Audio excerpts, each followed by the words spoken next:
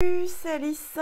Aujourd'hui, je voulais vous parler de Doggerland, donc un jeu qui vient de sortir donc chez Super Meeple, un jeu de Laurent Gilbert et Jérôme Daniel Snorschoff, dans lequel on va jouer des tribus préhistoriques qui essayons de survivre, de croître, de faire de l'artisanat et des points de victoire.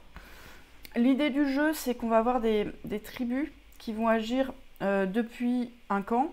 Chaque fois, on va les envoyer faire des actions, donc soit sur des actions de camp ou de construction pour avoir plus de huttes ou des choses ou de peinture rupestre, soit on va les envoyer sur la carte pour aller faire des récoltes et de la chasse. On va chasser quelques gros animaux qui vont être sur le terrain et que l'on va pouvoir récupérer. Donc quand on les chasse, ça va nous faire pas mal de viande, d'os et de peau qui vont nous permettre principalement de faire de l'artisanat. Voilà. Alors moi ce jeu je l'ai découvert, donc je savais qu'il allait sortir depuis un petit moment. Je l'ai découvert au Flip donc de Parthenay. Où c'était très chouette d'aller jouer chez Super Meeple. En plus j'ai rencontré deux personnes très sympas à la table, donc ça c'était très très cool. C'est toujours une super occasion dans ce genre de festival. Là on était deux pendant une journée et le fait d'arriver à une table et à chaque fois de rencontrer deux personnes ou plus selon le type de jeu, c'est une super expérience et je trouve que Parthenay c'est vraiment celui qui permet le plus ça en festival et qui est vraiment très très sympa dans ce style. Voilà, donc ça c'était le petit aparté. Moi j'étais pas forcément ultra motivée par le jeu. Alors j'avais envie d'y jouer, j'avais très envie de voir ce que c'était, mais j'étais pas persuadée que ce soit le jeu de l'année. Je ne pense pas que ce soit le jeu de l'année, mais par contre je pense que c'est vraiment sympa. Ça a joué un peu sur mon impression très favorable du jeu, que j'en attendais pas grand chose. Et je trouve ça quand même vraiment bien, vraiment tendu. On m'avait pas dit à quel point c'était tendu avant. Voilà. Je sais pas si je vais survoler très rapidement les actions, mais globalement au début on a des huttes au milieu du plateau et on va pouvoir agir. Donc grâce à notre petit plateau, il y a une capacité pour faire des outils. Et c'est une action d'aller faire des outils, une capacité de transport, chaque meeple peut porter un certain nombre de ressources, et une capacité de voyage. Donc on va pouvoir aller placer un meeple par exemple sur la carte jusqu'à notre capacité de voyage pour aller récupérer les ressources qu'il y a dessus, ou plusieurs pour aller récupérer plusieurs ressources. Chaque personne peut rapporter autant de ressources que ce qu'on a de capacité de transport, au début de 2. Donc pour les récoltes en mal, il n'y a pas de souci. Pour les chasses où on va aller récupérer plus de nourriture, il peut y avoir un souci parce qu'il nous faut aussi de la force, mais comme on peut augmenter la force en marteau, ça va dépendre de notre capacité de portage. Pour aller ramener donc des steaks, des pots, de la pierre, du bois, de l'os, des tas de choses qui permettent de construire des trucs. On peut faire de l'artisanat en dépendant des os et plein d'autres choses. On peut utiliser notre pion de chaman, donc on a deux pions spéciaux.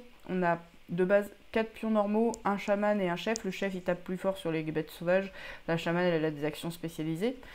Les autres petits bonhommes, on va pouvoir les recruter plus tard en faisant des reproductions si on a mis assez de temps pour les loger. On voit qu'on est dans du relativement classique dans l'esprit. Et on va pouvoir aller faire des peintures rupestres. Donc pour aller faire des peintures rupestres en haut du plateau, il faut avoir déjà chassé des choses. Est-ce que je l'ai quelque part? Oui, ici. Il faut avoir déjà chassé des choses et ensuite aller les peindre. Donc il faut aller s'en souvenir avec un petit phénomène de mémoire. Il y a comme ça plusieurs éléments qui se répondent finalement assez bien. Au début, ça me semblait un petit peu disparate sur les différents axes, mais finalement, ça se recoupe sur comment est-ce qu'on va réussir à nourrir en fin de tour, comment est-ce qu'on va réussir à étendre notre peuple, comment est-ce qu'on va réussir à faire des actions de chaman importantes, et notamment via une zone d'objectifs. Donc pour la partie, on a 4 ou 5 objectifs qui nous donnent des trucs un peu hauts à réaliser, du genre avoir emmené toute notre piste en bas, ou avoir fait plein d'actions de chaman différentes, ou avoir peint des trucs différents. Bref, qui donne un peu des points et qui donne des orientations relativement spécifiques, qui donnent envie d'aller à fond dans un truc. Sur le plateau, il va y avoir de la lutte pour l'accès aux ressources, notamment l'accès au gros gibier à chasser. Et comme on va pouvoir déplacer notre camp à chaque fois, on va pouvoir soit essayer d'aller jouer un peu dans notre coin, soit essayer d'aller faire un peu à la compétition aux autres en fonction de quand est-ce qu'on va jouer dans l'ordre du tour, des choses comme ça. Il y a plein de trucs qui sont sympas. Le gros truc que je n'ai pas dit, c'est que c'est un jeu de programmation. Donc il va y avoir une première phase où on va poser nos ouvriers, puis on va rajouter des petits terrains autour pour l'observation de quand on agit autour, puis on va les résoudre, puis on va déplacer les troupeaux qui restent, ça c'est vraiment mineur, et en fin de tour on va devoir nourrir et faire 2-3 petits trucs d'entretien. Ça paraît classique de poser puis réaliser plus tard, sauf que là il y a une petite astuce en plus qui est que souvent à la pause on a besoin de payer des outils et de la fourrure en hiver, parce qu'on alterne été-hiver. Donc sur ces outils, on a besoin de les avoir en avance. Si on commence une phase sans outils, on va se retrouver bien dans la mouise. On peut faire des échanges, des trucs comme ça, mais il faut vraiment prévoir un peu ce dont on a besoin, dans quel timing. Et au moment de programmer ces actions, évidemment, on essaie d'avoir les ressources pour payer les ressources suivantes, mais aussi de programmer le tour d'après. Et c'est très tendu sur les ressources. On manque sans arrêt de tout. On a envie de faire plus de trucs. Pour aller vers la victoire et vers des choses qui rapportent des points, ça nous coûte quand même bien cher. Développer sa tribu aussi. Donc ça, moi, j'ai bien aimé cette tension vraiment permanente, avec en plus une question de priorité sur les ressources qui vont s'appauvrir au fur et à mesure. Si on a été à 4 2 fois sur une case, elle ne produit plus rien. Donc il se passe des choses vraiment sur le plateau, et ça c'est bien. Voilà. Cette phase de programmation, elle peut être assez tendue. Donc là, je vais peut-être parler un petit peu de mon avis sur le jeu. Donc on a dit que c'était tendu sur toutes les ressources, qu'on avait du mal à s'en sortir. Moi, ça, c'est un truc que j'aime vraiment beaucoup et que j'ai trouvé très chouette dans le jeu. C'est pas le plus original point de vue du type d'action qu'on va faire, point de vue de la logique du jeu. On est plus ou moins en terrain connu quand on a l'habitude des jeux de gestion avec assez peu de ressources, où on a envie d'aller faire quelques points mais que c'est dur. Voilà, mais ça le fait bien. Ça le fait bien. Et le côté terrain global avec tout le monde, moi je connais pas de jeu qui fonctionne exactement comme ça, ou peut-être que si, mais qui ne viennent pas en tête. Ça marche bien, ça renouvelle pas complètement le genre parce que c'est juste un terrain qui s'étend avec un peu d'exploration au fur et à mesure. Mais il se passe quand même des choses sur le fait d'être obligé de se déplacer, le fait de la compétition sur les ressources, ça marche bien. Voilà. Côté programmation, donc on va programmer des choses un peu d'un tour d'avance, faut pas se vautrer. Et ça, c'est un truc sur le jeu sur lequel je suis peut-être un tout petit peu plus mitigée, qui est qu'il faut pas faire d'erreur. On peut s'être planté au placement d'un truc, se rendre compte qu'on n'a plus de quoi payer pour la suite, et ça nous met vraiment dedans. Et il y a vraiment cet aspect où il faut pas trop se vautrer pour la suite. Si on démarre un truc sans outil, ça peut être une catastrophe, et le jeu peut vraiment se jouer sur des erreurs, plus que sur des choix d'orientation. Ça plaît pas. Moi, j'aime bien ce côté où il faut faire attention. Je le trouve peut-être un petit peu fort pour mes goûts. Voilà, sachant que c'est pas vraiment possible de revenir en arrière trop massivement, parce que ça, comme c'est quand même interactif, même si les interactions sont relativement subtiles dans la plupart des endroits, c'est dur de faire du rollback. Hop. Voilà, il y a de la nourriture qui va se conserver un certain tour.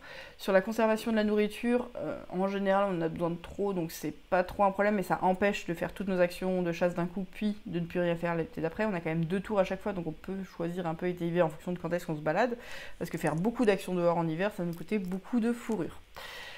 La manière de faire les points de victoire, moi je les aime bien, c'est un petit peu disparate, mais en même temps c'est tendu, et faut pas l'oublier, c'est pas le cœur du développement qui donne directement des points de victoire, même si un petit peu, on a un point par membre de tribu, on a des points à droite à gauche, mais pour aller faire de l'artisanat et de la peinture, ça sert à rien, mais ça fait des points, et il faut le faire. Et il y a une compétition sur qui va le faire quand. Cette compétition d'ailleurs sur la peinture rupestre, il peut y avoir un petit hasard sur qu'est-ce qui va sortir, et on peut juste se retrouver dans une position, on va avoir du mal à peindre quelque chose en fonction un peu de l'ordre du tour, en fonction de quel... Et ça peut être un petit peu subi. Point de vue des coûts aussi à payer, donc à l'installation, donc il y a des coûts qui se payent à l'installation, notamment les coûts en outils et en fourrure, et des coûts qui se payent à la résolution d'action. C'est pas ultra fluide, ça arrive de se planter, de dire ah mince, je vais pas payer ça. En général, comme on a prévu en avance, on a les ressources, juste on a oublié de les rendre. Et ça induit une petite lourdeur sur quand est-ce qu'on paye à la programmation, quand est-ce qu'on paye à la résolution. Voilà, il y a peut-être des choses qui auraient pu être un tout petit peu lissées. Pareil sur le déplacement des troupeaux, il y a une règle qui est un petit peu compliquée avec une ordre de priorité qui tourne autour du plateau pour qu'au final on déplace 2 fois dans la partie 3 animaux en fin de partie. Ça, c'est peut-être un peu lourd pour ce que c'est. On n'est pas non plus dans un jeu qui est extrêmement lourd, extrêmement dur à aborder. Les actions sont logiques thématiquement, ça c'est quand même quelque chose qui est assez chouette. Donc je trouve qu'il s'apprend assez facilement. Il prend un peu de place sur la table, mais ça va, c'est pas une catastrophe. Il est un peu cher, je crois qu'il est à 70 € prix public conseillé, mais c'est les prix du moment. Le matos est très correct, tout ça. Les bouts de règles que j'ai lus, parce que j'ai lu que pour des précisions, avaient l'air bien écrites. Je me le suis fait expliquer principalement, je l'ai réexpliqué derrière sans trop de soucis. Alors c'était peu de temps après, ce qui aide quand même à se souvenir des règles un peu tout le temps. Voilà. Donc de Girland, ça ressemble à ça. En très bref, sur mon avis, sur le jeu, donc pour le moment j'ai fait une partie complète et une partie au flip, donc en festival c'est toujours des conditions un petit peu différentes, et en fait il y a possibilité de faire une partie raccourcie sur 6 tours, plutôt que 4, et Moi, je pense qu'en 8 tours, c'est plus intéressant ce qui se passe, on peut plus aller au bout des choses. Il y a un petit côté un petit peu répétitif, comme c'est beaucoup de la survie. On fait pas des choses très très différentes d'un tour à l'autre. Certains ont trouvé ça un peu long en partie longue. Moi, ça m'allait. J'ai joué à 4 joueurs dans les deux cas. Moi, j'ai bien aimé l'interaction sur le plateau à 4 joueurs. Ça tourne peut-être plus vite à 3 joueurs, ce qui est peut-être agréable. À 3 joueurs aussi, il y a de l'attrition un petit peu plus vite sur le plateau. Je ne sais pas trop. Apparemment, ça se joue très bien à 2. Je vérifie si j'ai oublié de dire quelque chose. Voilà. Donc il y a une petite question sur à quel point les parties vont être variées d'une partie à l'autre, parce qu'en dehors de ces objectifs qui changent, il y a un peu des opportunités. Alors les opportunités jouent quand même pas mal sur comment est-ce qu'on va pouvoir se développer, comment est-ce qu'on tente un truc. C'est le même esprit. Moi, je pense pas que ce soit un jeu ultra addictif où on en fasse 25 parties d'affilée, parce que les parties vont peut-être se ressembler. Par contre, la tension, elle est vraiment énorme, et moi, ça me donne envie d'y rejouer pendant longtemps. C'est un jeu que je m'imagine parfaitement rejouer dans 5 ans, que là, j'en ai fait une, deux, j'ai quand même envie de refaire 2, 3 relativement rapidement. Voilà. Donc ça, pour moi, c'est un bon jeu. C'est pas le jeu de l'année, mais c'est un bon jeu. En tout cas, j'ai l'impression. En tout cas, j'ai envie d'y rejouer. Voilà, c'est tout pour aujourd'hui. Bisous, à plus.